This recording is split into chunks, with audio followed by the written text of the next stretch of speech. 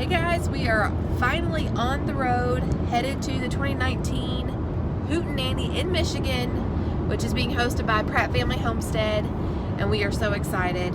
This is, we think, is their third annual Hootenanny, and it's their third, yeah. And we said this year we're going. We've been wanting to go. This year we're going, so we are so excited. Got a lot of friends there that we've met before in person. But most everybody there we've only met online or we'll be meeting for the first time. So it's always good to make new friends, and we are very, very excited. What makes your garden grow? Water and sunshine. What makes your spirit grow? Knowing that she'll be mine. Okay, so we are, I think it's going to take us about 7 hours. Does that sound right? 7-ish with stops and everything. Probably. To get there. So yeah, well, we're gonna keep you updated.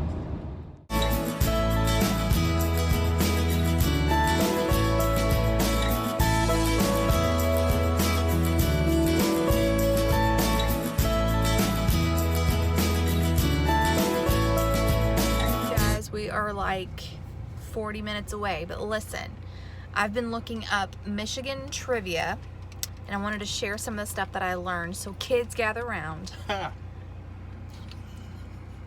Here she goes, guys. Okay, so I learned, and this is according to, I think it's called 50states.com or something like that. I'll put the link in the description box below if your kids are interested in state trivia. It's a really cool website. So anyway, I learned that Michigan has more shoreline than any other state besides Alaska. That's pretty interesting. In fact, out of the 83 counties in Michigan, 40 touch one of the Great Lakes. So that's a lot of water. I also learned that no matter where you're standing in Michigan, you are within at least 85 miles. You're within 85 miles of a Great Lake. So we are right now. We are right now, within 85 miles. We just don't know which way. Exactly. So Gerald Ford, one of our U.S. presidents, was raised in Grand Rapids, Michigan. He went to the University of Michigan, where he actually played football. I didn't know that. I also learned that Verner's ginger ale was created in Michigan, and the pharmacist that created it had gone away to fight in the Civil War. He was gone for 4 years, and the beverage that he had been experimenting with, he had sitting in an oak barrel, and it took on a gingery flavor. So that is when ginger ale became the first official soda pop, or the first soda pop in the United States. So that's a pretty cool. Okay, guys, so we made it to our campsite. We've set up our tent, and we have found a whole bunch of homesteaders already gathering around. So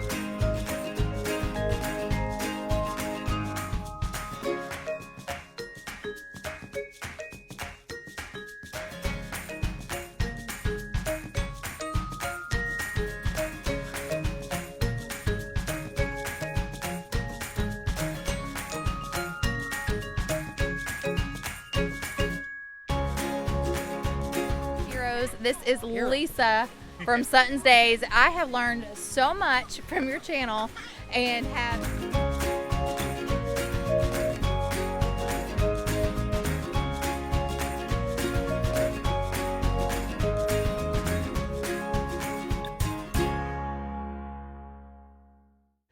Phenomena. Phenomena. Phenomena.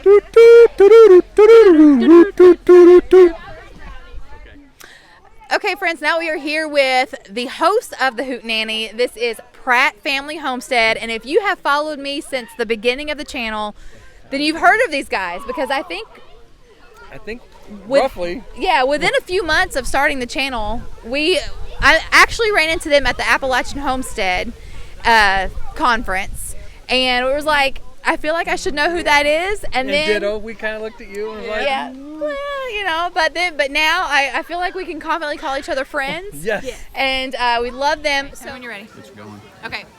So I am here with Todd from 1870s Homestead, and we are going to ask him a couple questions. Are you ready? Sure. Okay. So first, will you kind of introduce your channel? Introduce your channel to our viewers, which they should know y'all by now, but just in case. Yeah, you guys were at our house last year. That's right, we were. We live in southeast Michigan. We have about 7 acres. It's an old homestead from the 1870s that we purchased 2 years ago.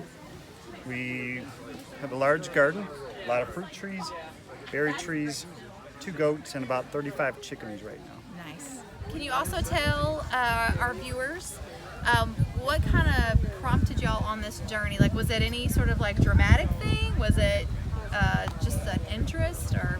I think it was multiple inputs went into it. One was we lived in a city and we started a small garden. We had 2 raised beds in our backyard. Mm-hmm. We started growing our own food and we kind of got addicted to it. We would go around the neighborhood to find like fruit trees that neighbors had and they wouldn't be harvesting their fruit. And we'd knock on their door like, hey, can we have all them pears? That's awesome. And they'd be sure. So we'd bring that food home with us. Mm-hmm. Okay, let's learn how to make jelly. And that aspect of it became addicting. And then the other side of it was all of our kids are growing up. There's only one left at home with us. Right. She just graduated high school, so we needed something to do together as a couple, my wife and I, who's not here. I miss you, Rachel. Yeah. As we become empty nesters, we wanted something we could do together as a couple that's healthy, that's active, and that would hopefully preserve us over the long haul. That's a really good perspective. And I really liked one thing that you touched on, because that's something I noticed about myself, is that you really do start to look at your surroundings differently. That's like now when we go hiking, I'm like, okay, what's around here that's medicinal or that I can eat? Just like in case somebody gets mauled by a bear or something, you know. Check out 1870s Homestead if you haven't already. If you are into homesteading, if you are into DIYs, they're renovating their 1870s home, and it is beautiful, and it's so much fun to watch because they also like to save money, and so you get a lot of really great ideas from them. So 1870s Homestead, they're one of my favorite channels. You have to check them out. Right on his shirt right there. Yep. Covered with the beard. Yep, there we go.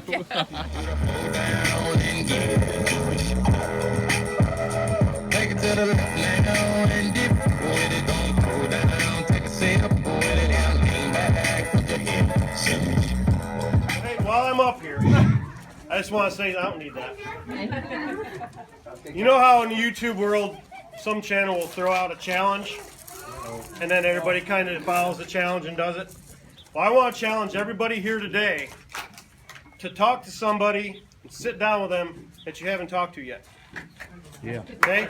Meet these people that we're sitting with, because you can learn something from everybody here, and they can learn something from you. And that's what we're here for. So take care of that. I challenge every one of you to do it. Thanks, John. Okay. My name's John Crabb. I'm from our Hodgepodge Homestead in Concord, Michigan. My wife Heather, she's usually behind the camera in our videos. She's over there talking right now. But you know, we live here in Michigan. We have 4-season homestead. And, you know, we raise goats, rabbits, chickens, pigs, quail. We usually have a pretty nice garden every year, and like to put as much of that up in the freezer and jars as we can. I hope the wind's not blowing too bad. It's windy out here today.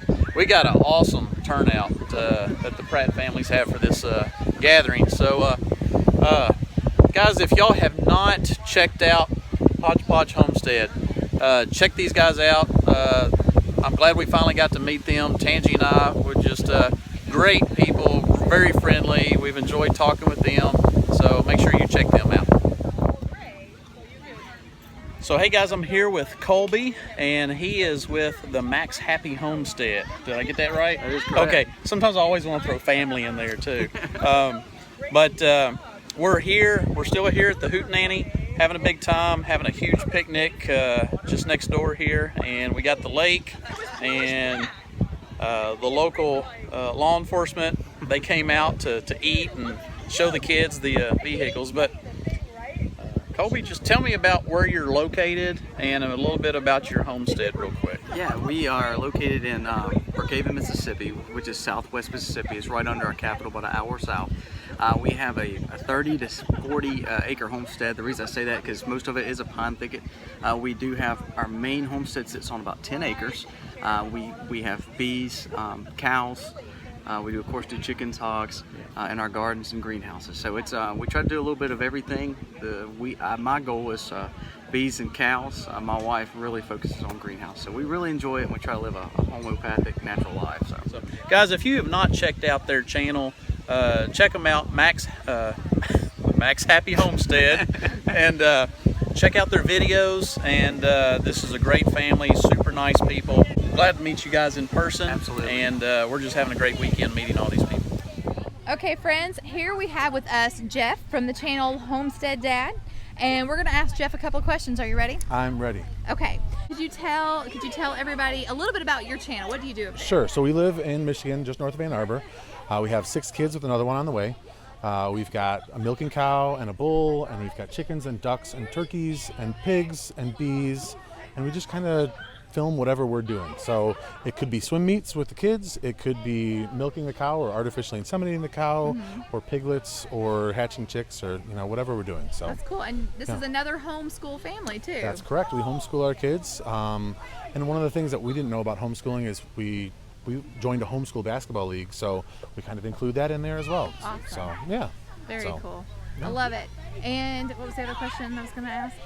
I think that was- I know. Okay. So what started Oh. the whole homesteading journey for you? So I had just kind of, I don't know, probably 10 years ago, started seeing how disruptions in supply chain could, empty storefronts. And I didn't want that to be able to affect my family. So I started saying we need to grow as much as we can ourselves and be able to control that, because you go to the store and you don't know exactly what you're getting. So if you grow it from start to finish, you know exactly what you're getting. So that's kind of how we started. That's very true, and that's actually a good reason. I've actually seen on Facebook people are posting pictures of store shelves with no green beans. Yeah. because Because the weather has been so bad this year. Yeah. Yeah, so And it's very it true. always amuses me because you hear the term prepper, and all of our grandparents, if you use that, were preppers because they canned and put stuff up, and and if there was a problem with the supply, they didn't have to worry about it. So that's where I'd like to get back to. Yeah. So yeah, Very cool. Well, thank you so much. thank you for having me on. It's really been a pleasure. It's the first time we've gotten to meet in person. And you guys are awesome. Well, and you're we awesome love you too. guys, so. Yeah, and your kids, like our kids, are playing with his kids. Yeah. So And if you guys obviously watch their channel, they are even nicer in person than they are on camera. So we got them Yeah. fooled. you fooled us well then. So. All right, thank you. So what's the name of this pasta again? Carbonara. Carbonara. So carbone is cured, browned, or burned, carbonized. It's not burned, but pork, so pancetta Yeah. or bacon. We use either spaghetti, or this is bucatini. It means a little bite out of it, so it's a really fat spaghetti with a hole in it. And then you scramble using the hot bacon, and the hot pasta you coat and scramble the eggs and maybe a little butter or olive oil, some black pepper and a little pecorino cheese possibly, and fresh parsley if you have it. I don't have fresh parsley out today. And that is carbonara. Really, really simple, really satisfying. It is a traditional pasta. So we got Chef Michael Murray here with Part-Time Permies. He's making us some pasta. He's getting some help from the Hodgepodge Homestead from John. Is it good? It is awesome. It's good. I'm gonna try it myself here. I'm gonna. Oh, okay.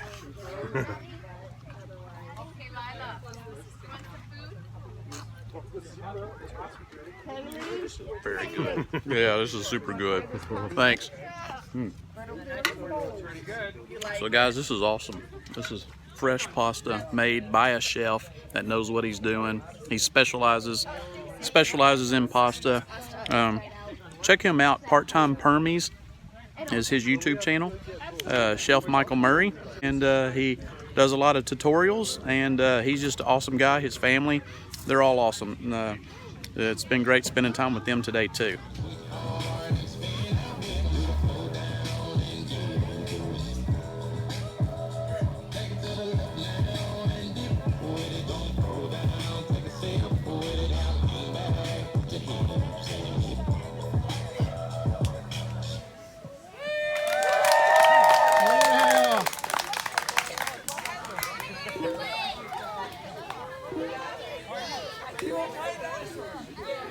Count legs.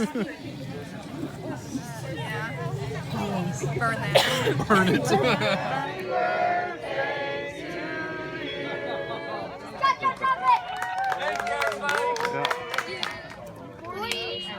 Seven. 47. 47 and proud of it. Who arranged all this? Thank you, everybody. I really appreciate it. Oh, I know you want to go.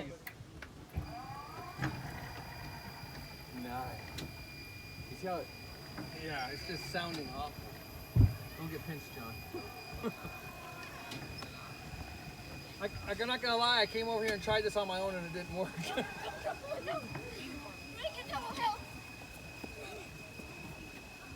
What are they trying to do? They're pushing I the. also think it's sitting here for a couple minutes. Did it die? Keep going? Oh, I think we're pushing it. I don't think Jenny's actually got the motor going. No, it's just us pushing it.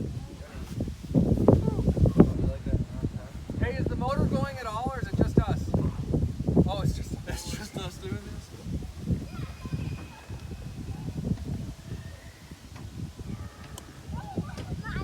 Oh. Oh, apparently my hand.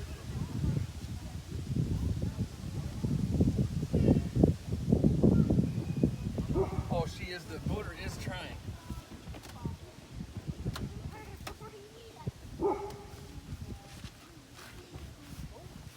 Hold on, John's under there. I would take it home like this. We got braces. Only got like 2 or 3 inches left. Yeah, but we have braces that'll prevent it from sliding out, especially if I take it easy on the way home. And it's not like you're that far anyway. Okay, babe, let's go. So it seems like that battery is charging briefly and giving us a little bit of juice. You got it. Good job. What makes your garden grow? Water and sunshine. What makes your spirit grow? Knowing that you'll be mine.